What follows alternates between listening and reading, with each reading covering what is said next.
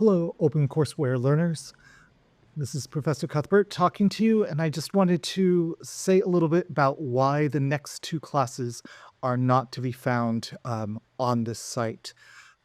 MIT and the music department was very fortunate to be able to hire a new professor in computational music that semester. And one of the things that we value as a department is people's ability to be good teachers. So as part of their interview, the candidates came and took over one of the classes to teach the content of the class and a little bit of their specialties too.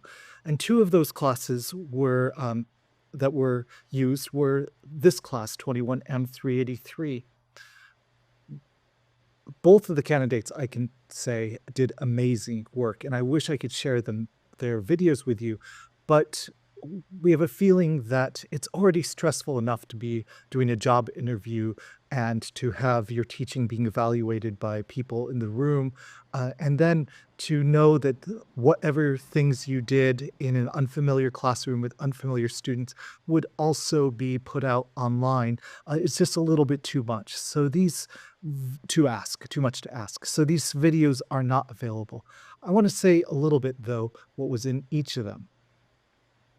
The first class was a continuation of our series on music, cognition, and computation, and how computers can aid the process of understanding how the brain processes music, and also how historically, and I think in the future, insights from music cognition have improved the things that we do on the computer.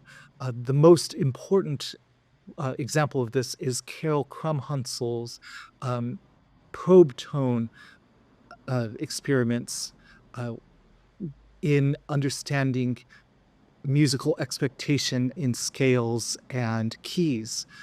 And these experiments, which help to understand how each note plays in our ability to understand what key we're in at this point, underlies quite a number of algorithms being used today by computers to automatically detect the keys of compositions. And this includes Music 21's default analyze key method. And this is why the assignments on understanding key analysis went hand in hand with the section on cognition. The lecture also covered and gave the opportunity to discuss some of the experiments reported by David Huron in his book, Sweet Anticipation, of which the students were assigned to do readings. I would encourage, as a substitute for the content of this lecture, for you to look deeply at this book by a prominent music cognition and expert, and also one of the breakthrough founders of our field of computational music theory and musicology, David Huron. In doing so, I think would give a good sense of the majority of what was contained in the lecture beyond what the candidate spoke about her own particular expertise. The second guest lecturer covered the topic of the history of algorithmic composition from its beginnings, even before the computer, until today. And this lecturer covered the main reading for this week, which is on the Iliac suite, one of the first pieces to be composed by computers using algorithms and to generate notes, and continuing up till today with advances in AI, such as the Music Transformer by Anna Huang at Google and other new developments. One of the reasons why it's so important to look at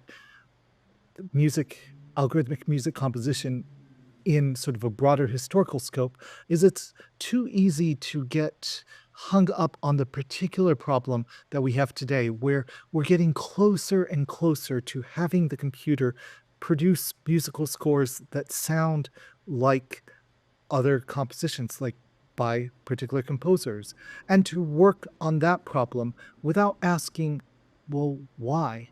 Why should we care? Why do we want the computer to compose a new piece in the style of Johann Sebastian Bach? Unless by chance you've already heard every piece by Bach and you're just bored and you need more, which most of us haven't explored what's actually out there.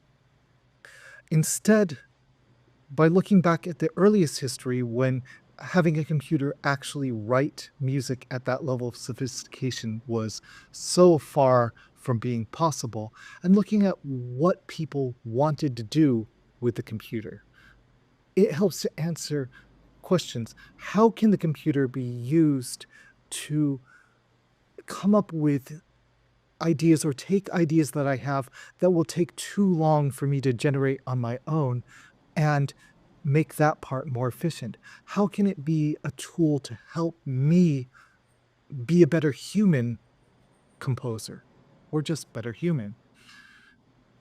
So the class went through some of the earliest algorithmic compositions from Guido of Arezzo, a monk living in the 11th century, through Mozart's musical dice games, up until the Iliac Suite, and then beyond.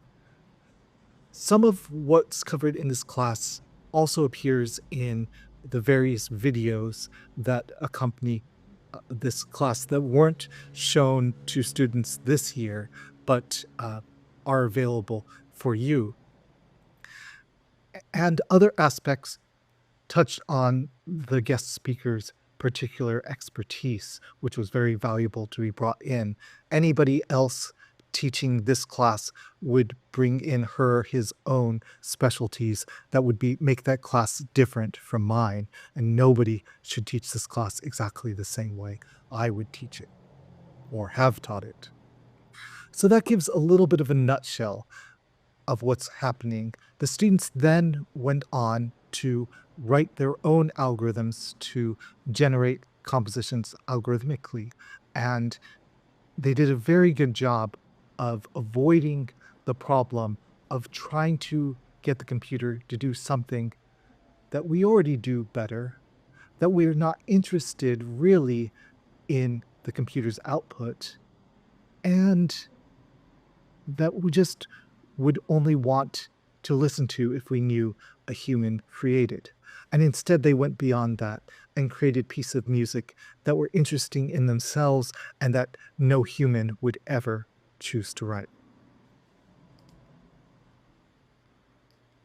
In addition to the two classes that job candidates covered, two other classes at around this time needed to be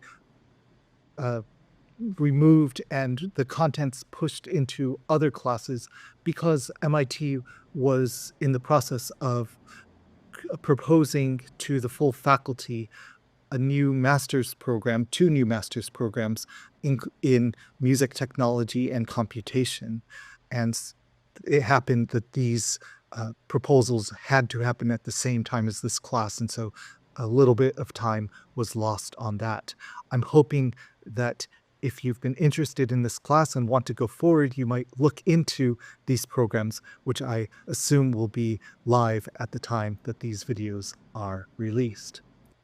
I think that this is all that I'm going to be able to provide, especially for the open courseware audience in this class, except at the very end, where I have a little message for you that I recorded at the time.